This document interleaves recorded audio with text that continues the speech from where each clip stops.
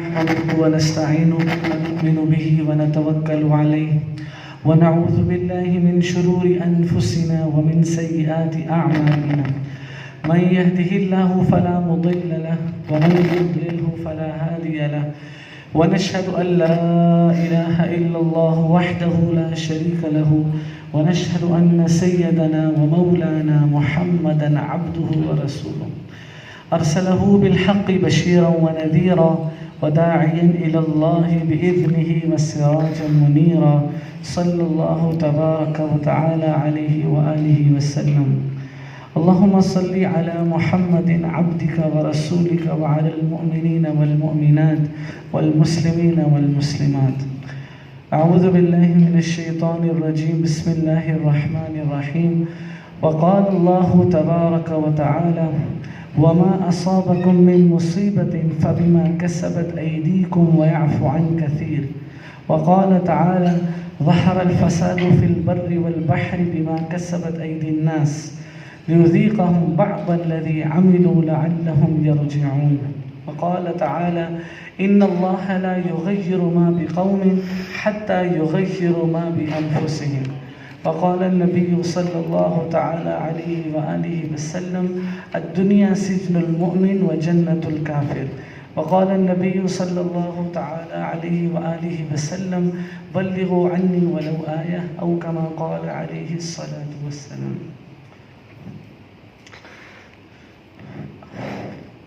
قرآن جو ہے یہ ایک وحی کی شکل ہے.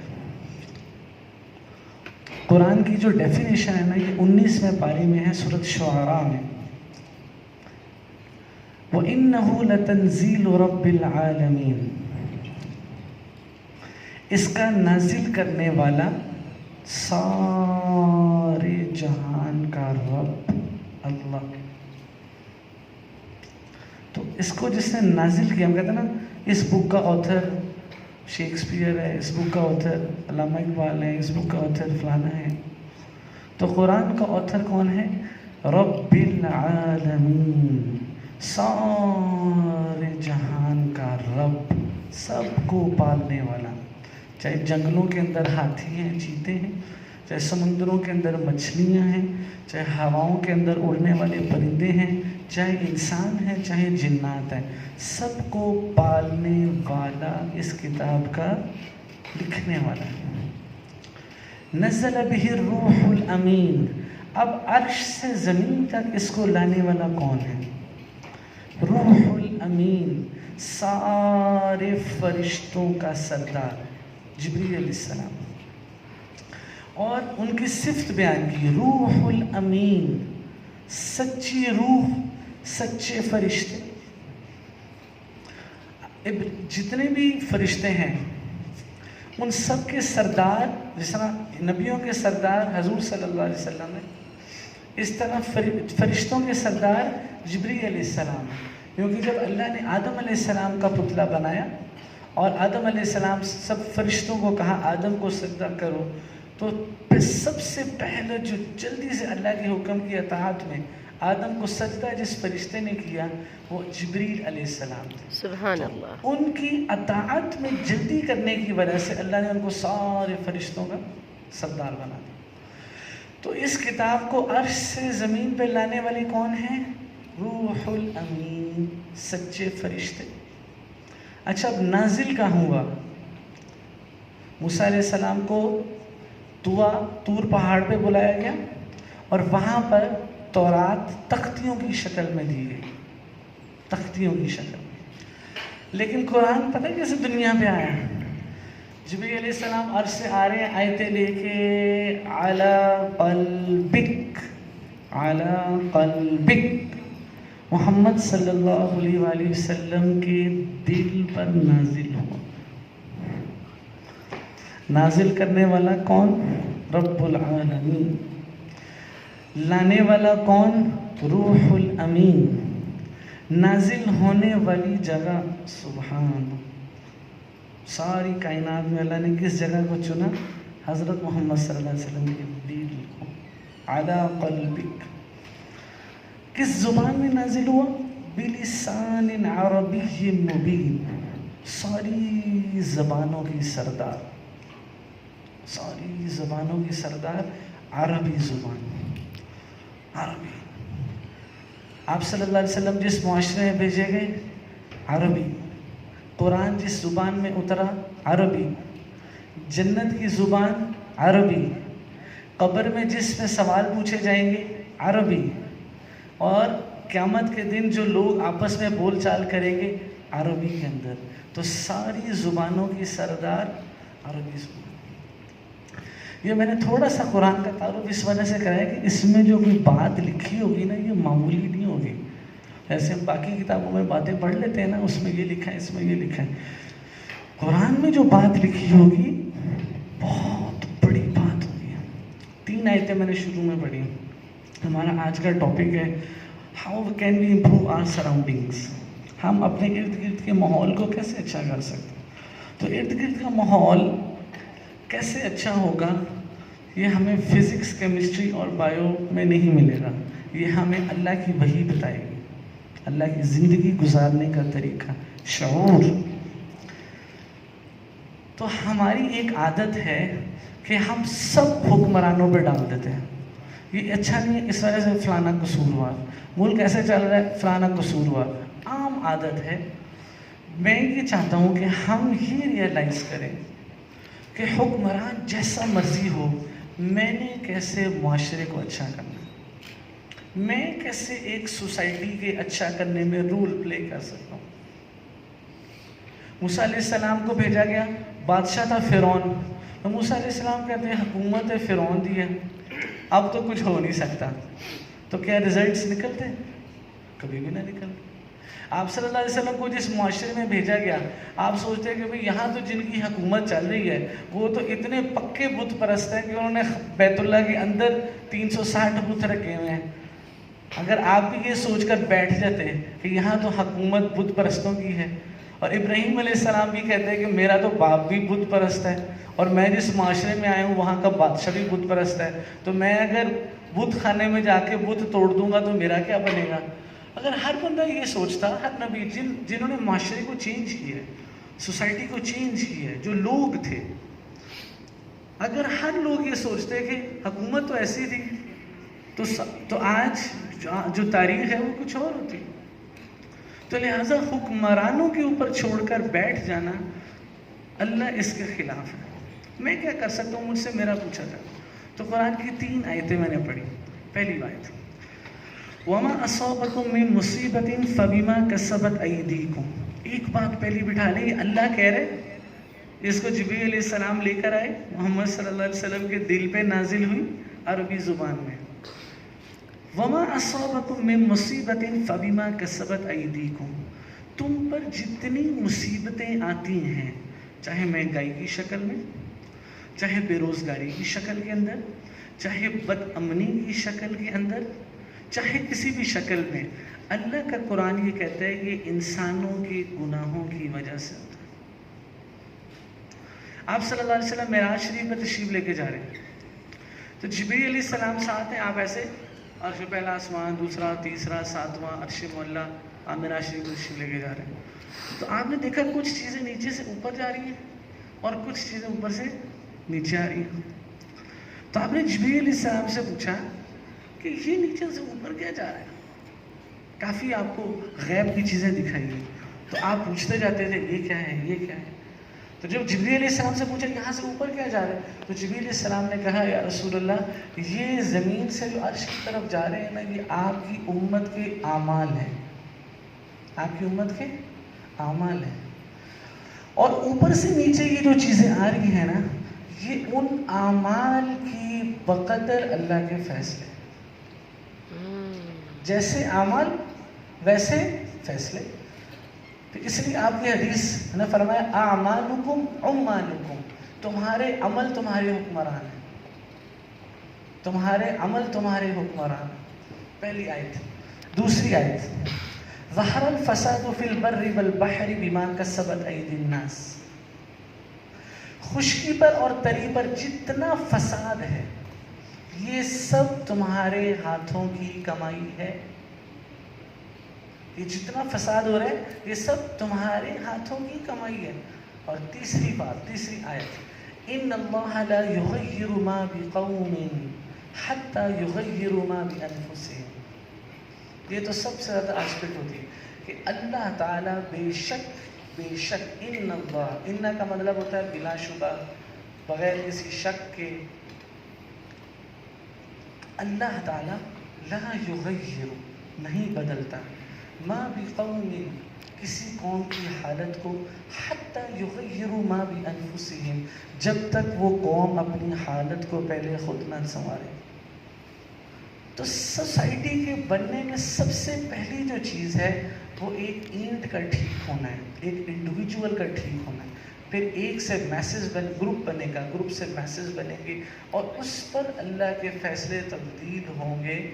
فیصلے اوپر کے، اگر ہم 25 کروڑ کی آبادی ہے نا، اوپر کے 250-300 نہیں ہمارے فیصلے کریں گے. یہ جو 98% میسج جو کریں گے نا، ان کے بقدر اللہ کے فیصلے اتریں گے. یہ تینوں آیتیں میں نے اس لیے پڑھی. اب ایک سوسائٹی کیسے بنتی ہے؟ سب سے پہلے اچھی سوسائٹی کی جو صفت ہے وہ ہے یونٹی، دلوں کا صاف ہونا. اس کے بعد اس کی معیشت کا اچھا ہونا. اس کے بعد وہاں قانون سب کے لیے برابر ہونا. اور اس کے بعد پھر آتی ہے سیاست اوپر. یہ تینوں چیزیں، سب سے پہلے جو تینوں چیزیں نا، یہ میرے ہاتھ میں. غربت میں ختم کر سکتا ہوں، مہنگائی میں ختم کر سکتا ہوں. کیسے؟ آپ صلی اللہ علیہ وآلہ وسلم نے ارشاد فرمایا، اس کا مفہوم ہے جس قوم میں سود عام ہو جاتا ہے، جس قوم میں سود عام ہو جاتا ہے، اللہ اس پر فقر کو مسلط کر دیتا ہے. فقر، یہ جتنے لاہور میں، ملتان میں، فیصل آباد میں، اسلام آباد میں، کشمیر میں، کراچی میں جتنے لوگوں نے سیونگ اکاؤنٹس کھلوائے میں اور وہ ہر مہینے سود پر پیسے لے رہے ہیں، مہنگائی کے آنے کی وجہ یہ ہے. اللہ قرآن میں ارشاد فرماتے ہیں. اچھا دیکھو سود کیا ہے. میرے پاس 1 لاکھ روپیہ تھا، میں نے بینک میں 1 لاکھ روپے ڈپازٹ کروایا. اب مجھے کچھ عرصے کے بعد اس پہ ایڈیشنل پیسے مل گئے، چاہے تھوڑے ملے زیادہ ملے. اب آنکھ کہہ رہی ہے پیسے کیا ہو گئے، زیادہ ہو گئے. عقل کہہ رہی ہے پیسے کیا ہو گئے، زیادہ ہو گئے. اسٹیٹ بینک آف پاکستان کہہ رہا ہے پیسے کیا ہو گئے، زیادہ ہو گئے. کمپیوٹرز، کیلکولیٹرز کہہ رہے ہیں پیسے کیا ہو گئے، زیادہ ہو گئے. اور میرے پاس 1 لاکھ روپے کا، میں نے 1000 روپے صدقہ کر دیا. 1000 صدقہ کر دیا. اب کمپیوٹر یہ کہہ رہے ہیں 1 لاکھ میں سے 1000 مائنس ہو گیا، آنکھ بھی یہ کہہ رہی ہے، عقل بھی یہ کہہ رہی ہے. لیکن اللہ کہہ رہے ہیں یمحق اللہ الربا ویربی الصدقات. اللہ سود والے پیسوں کو کم کرتے ہیں اور صدقے والے پیسوں کو زیادہ کرتے ہیں. سبحان اللہ، سبحان اللہ. عقل کیا کہہ رہی؟ اب میری عقل، انتم اعلم ام اللہ، تمہارا علم زیادہ ہے یا اللہ کا علم زیادہ ہے؟ انتم، حمزہ زبر آ، یہ سوالیہ ہے. انتم، کیا تمہارا علم زیادہ ہے یا اللہ کا علم زیادہ ہے؟ بے شک اللہ کا. تمہارا کمپیوٹر. تو ایک بات. دوسری بات، یا ایھا الذین آمنوا اتقوا اللہ وذروا ما بقی من الربا ان کنتم مؤمنین. اے ایمان والو، اللہ سے ڈرو اور جو تم نے سود پر کام کیا اس کو چھوڑ دو اگر تم ایمان والے ہو. فإن لم تفعلوا، اگر تم سودی کام کرنے سے باز نہ آئے، فأذنوا بحرب من اللہ ورسولہ، تو اللہ اور اس کا رسول تم سے اعلان جنگ کرتا ہے. اللہ، استغفر اللہ. سوچو، ایک آدمی پورے ولیکشیا ٹاؤن میں، بیریا ٹاؤن میں، جوہر ٹاؤن میں ایک آدمی بھی اللہ سے اعلان جنگ کر لے، کتنے آسمان سے آفتوں کے اترنے کا ذریعہ بنے گا. چیز ہے کہ سارا معاشرہ اس برائی میں. تو سب سے پہلی چیز جس سے ہمارے اندر سے ہماری سراؤنڈنگ اچھی ہوگی، اللہ ہماری سراؤنڈنگ کو اچھی کریں گے، اللہ ہماری معیشت کو اچھا کریں گے، استحکام دیں گے، وہ ہے سود سے بچنا. اچھا ہمارے ذہن میں ایک سوال آتا ہے، سب کے ذہن میں سوال آتا ہے کہ وہ جو یورپ میں ہے، امریکہ ہے، برٹن ہے، فرانس ہے، اٹلی ہے، جرمنی ہے، وہ تو سب کچھ کرتے ہیں، وہ کیوں اتنی ترقی کر رہے ہیں؟ بتاؤں؟ سورۃ زخرف میں اللہ فرماتے ہیں وَلَوْلَا أَن يَكُونَ النَّاسُ أُمَّةً وَاحِدَةً لَجَعَلْنَا لِمَن يَكْفُرُ بِالرَّحْمَنِ، اگر رحمان اللہ کو اس بات کا پتہ نہ، اللہ کو اس بات کا پتہ تھا کہ اگر میں ان کو ویسی دنیا دے دوں جیسی کافروں کو ہے ویسی مسلمانوں کو ساتھ بھی کر دوں، تو کیا ہوگا کہ کفر چھوڑ دیں گے، کیا کر دیں گے؟ یہ اسلام چھوڑ دیں گے. تو لِبُيُوتِهِمْ سُقُفًا مِّن فِضَّةٍ وَمَعَارِجَ عَلَيْهَا يَظْهَرُونَ وَزُخْرُفًا. اللہ کہتے ہیں کہ اگر مجھے ایمان والوں کے ایمان کا خطرہ نہ ہوتا تو میں کافروں کی چھتوں کو، ان کے گھروں کو سونے چاندی کا بنا دیتا، وَزُخْرُفًا، ان کو سونے چاندی کا بنا دیتا. وَإِن كُلُّ ذَلِكَ لَمَّا مَتَاعُ الْحَيَاةِ الدُّنْيَا، لیکن یہ ساری چیزیں دنیا کی متاع ہیں. وَالْآخِرَةُ عِنْدَ رَبِّكَ لِلْمُتَّقِينَ، اور تمہارے رب کی طرف سے آخرت صرف گناہوں سے بچنے والے. کافر کے لیے جنت ہی جنت، جو مرضی کرے، سڑکوں پہ ننگا پھرے، جو مرضی کرے، اس کے لیے اللہ نے دنیا کا اعلان کر دیا. سارے حالات جاتے ہیں تو معیشت جو تباہ ہوتی ہے. اب اس میں ہم کہیں اسٹیٹ آف بینک آف، ہم سارے سود سے توبہ کریں. دوسری ہم کہتے ہیں غربت بہت ہے، غربت بہت. دوسری چیز جو میری کرنے کی وجہ سے معیشت کو استحکام آئے گا وہ ہے ہر سال اپنے مال کی زکوٰۃ نکالنا. میں 6 سال یونیورسٹی کے اندر پڑھا ایگریکلچر میں. فیصل آباد میں جتنا بڑا تاجر ہے نا، میں لکھ کے دیتا ہوں، لکھ کے. صرف فیصل آباد کا، پاکستان کے 5 صوبے اور 25 کروڑ عوام، سب کو سائڈ پہ کر دو. صرف فیصل آباد کا تاجر زکوٰۃ دینی شروع کر دے، پاکستان کے اندر ایک بندہ بھوکا ننگا نہیں سوئے گا. صرف فیصل آباد کا تاجر. لاہور کا تاجر بھی چھوڑ دو، کراچی کا تاجر چھوڑ دو، اسلام آباد کا تاجر چھوڑ دو. اتنا زکوٰۃ کیا ہے میرے پاس؟ زکوٰۃ اور ٹیکس میں کیا فرق ہے؟ ٹیکس سب پہ لاگو ہوگا، زکوٰۃ میں کیا فرق ہے؟ میں دور کروں گا، معیشت کو ٹھیک کر سکتا ہوں، اپنی سراؤنڈنگ کو ٹھیک کر سکتا ہوں، غربت کو ختم کر سکتا ہوں زکوٰۃ دے کے. اور زکوٰۃ کیا ہے؟ اگر میرے پاس 1 لاکھ روپیہ سیونگ ہے اور اس کو سال ہو گیا، تو کیا جس اللہ نے مجھے کمانے کے لیے ہاتھ دیے، عقل دی، شعور دیا، اس کا اتنا میرے مال پہ حق بھی نہیں ہے کہ 1 لاکھ پہ 2,500 روپیہ میں الگ کر لوں؟ کیا ہے 1 لاکھ میں 2,500؟ کچھ نہیں. لیکن جو بڑے بڑے لوگ سالانہ زکوٰۃ نہیں دیتے، اس کی وجہ سے غربت پھیلتی. تو میں معاشرے کو کیسے ٹھیک کر سکتا ہوں، معیشت کو کیسے اچھا کر سکتا ہوں؟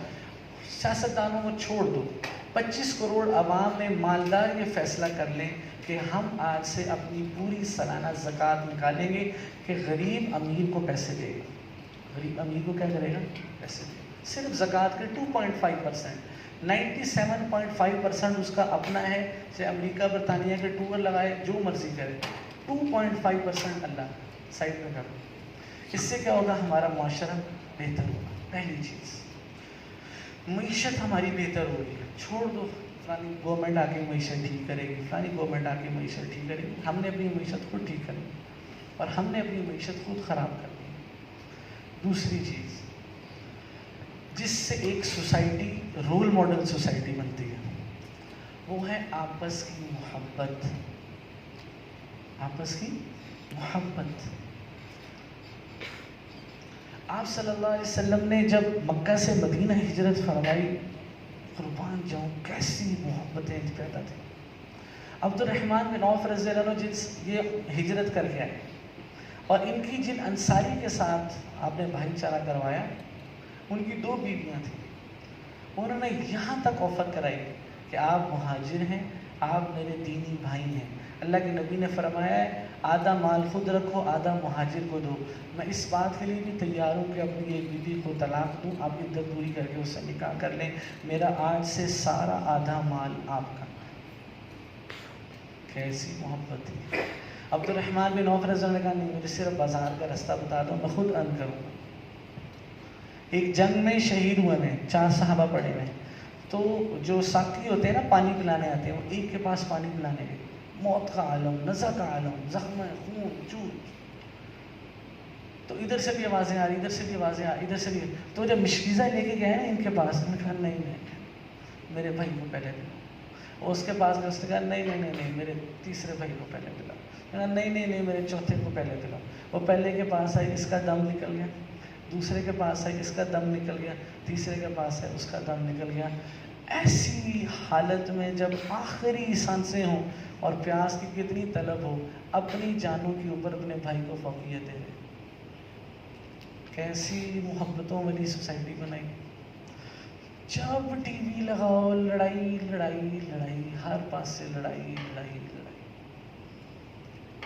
دو سب سے بڑی چیزیں جس سے ہم نے بچنا ہے، ایک سیاسی نفرت اور ایک مسلکی نفرت. سیاسی نفرت کیا ہے؟ کوئی ایک پارٹی کا سپورٹر ہے، اب اس نے کیا کرنا ہے، دوسری پارٹی کی حکومت آ گئی. اب یہ بھی مسلمان ہے، وہ بھی مسلمان ہے، یہ بھی پاکستانی ہے، وہ بھی پاکستانی ہے، یہ بھی چاہتے ہیں پاکستان کا بھلا ہو، وہ بھی چاہتے ہیں پاکستان کا بھلا ہو. ہر بندہ اپنے طور پہ کھاتا بھی ہے، لیکن کچھ نہ کچھ، چاہے اپنی سیٹ کے لیے کرتا ہے لیکن ملک کے لیے کچھ نہ کچھ ضرور کرتا ہے. اب جس کی حکومت چلی گئی ہے اور جس کی حکومت آ گئی ہے، اب جس کی حکومت چلی گئی ہے نا، اس نے ہر کام میں کیڑے نکالنے ہیں. اچھے کام میں بھی کیا کر رہے ہیں؟ کیڑے نکالنے. اور ہر وقت ان کے کارکنوں نے کیا کرنا ہے؟ زبان سے کیا نکالنی ہے؟ نفرت. یہ جو نفرتیں ہر وقت چل رہی ہیں، اس سے جو ہے نا معاشرے ٹوٹتے ہیں، لوگوں میں نفرتیں پیدا ہوتی ہیں. یہ انگریز کی پالیسی تھی، divide them and then rule them. اس نے ہر گلی میں دو مخالف پارٹیاں کھڑی کر دی، ہر محلے میں نفرتیں ڈال دی. سسٹم، پہلی بات تو میں سسٹم ہی نہیں ٹھیک ہے نا. اسکر صاحب بیٹھے ہیں، ڈاکٹر ہیں، پی ایچ ڈی ہیں، ہم سارے ٹیچرز بیٹھے ہیں. ہمارے ووٹ کی رائے اور ایک دوسرے کے ووٹ کی رائے برابر ہے. ہمارے ووٹ کی رائے اور ایک بندہ جو ایک دن اسکول نہیں گیا، ایک دن مدرسے نہیں گیا، ایک دن اس نے قرآن کی الف با پا نہیں آتی، میرے ووٹ کی ویلیو اور اس کے ووٹ کی ویلیو نمبر کے اعتبار سے برابر ہے. سسٹم ہی نہیں ٹھیک. 10 مفتی ایک بندے کو کہیں، 15 خسرے ایک بندے کو کہیں، 15 خسروں والا وزیر اعظم بنے گا. 12 ڈاکو ایک بندے کو کہیں اور 10 نیک لوگ ایک بندے کو کہیں، 12 ڈاکوؤں والے جیتیں گے. بہت آپ کاؤنٹنگ کر رہے ہیں نا. تو جس سے سوسائٹی اچھی ہوگی وہ یہ ہے نفرتوں کو ختم کرنا. آپ صلی اللہ علیہ وسلم مسجد نبوی میں بیٹھے ہیں، ایک صحابی کی نا وضو کر کے آئے، ان کی داڑھی سے پانی گر رہا تھا اور انہوں نے ایسے ہاتھ میں جوتی پکڑی تھی، ایسے وہ مسجد نبوی میں جوتی سائڈ پہ رکھی، نماز کی نیت مانگ لی. آپ نے فرمایا جنتی آ رہا ہے. دوسرے دن پھر وہ ایسے آیا، انہوں نے جوتی سائڈ پہ رکھی نماز. آپ نے فرمایا جنتی آ رہا ہے. تیسرے دن پھر جنتی آ رہا ہے. تو